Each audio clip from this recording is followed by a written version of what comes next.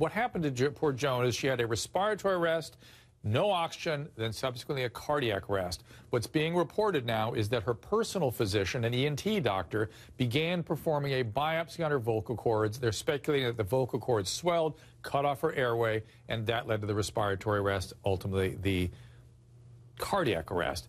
The question is, though, she had not signed a release, a consent to do this biopsy, so people are very concerned, Sam, why the doctors would have proceeded with this. I'm telling you what happened was they went in to do a gastroenterological procedure to look at her esophagus. Why was she hoarse? She may have had reflux coming up to her vocal cords. The GI doctor went in, saw something bad on her vocal cords, consulted an expert, brought them in to get the biopsy. Why put an 81-year-old through anesthesia twice? This looks bad. We better do something. And it went south.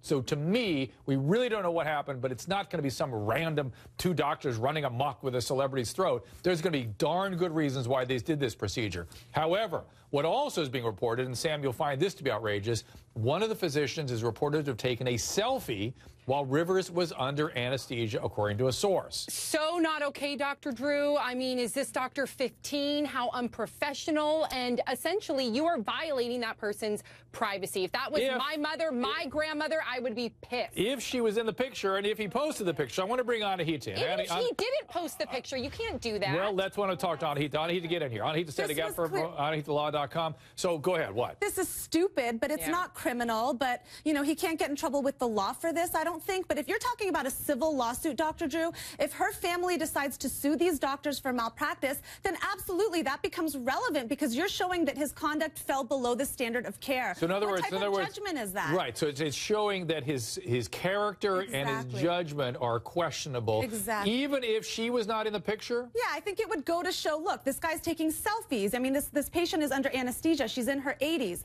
But it's not criminal. It's stupid, if anything. And again, it's admissible in a civil lawsuit. It's more than just stupidity, though, Dr. Drew. If you were to take a selfie while you're doing an endoscopy, couldn't you get in trouble, Dr. Drew? I mean, this is a big deal. The endoscopy, though, Dr. Drew, it's my understanding that he was doing the biopsy after the fact, and the allegations are that this selfie was taken at the time he wasn't doing anything. Right, but the point is, it's so unprofessional, it's so kind of bizarre, it's so shabby. Right. And if she was in the picture, even if it hadn't been posted, I say that's a HIPAA violation. Yeah, that would be a HIPAA violation for sure. I come from many years in a psychiatric hospital where you couldn't even have a camera around because just holding a camera could cause a patient distress. It could make them feel unstable, could make them feel threatened, could make them feel not safe, and as such, destabilize them and ill-serve the patient.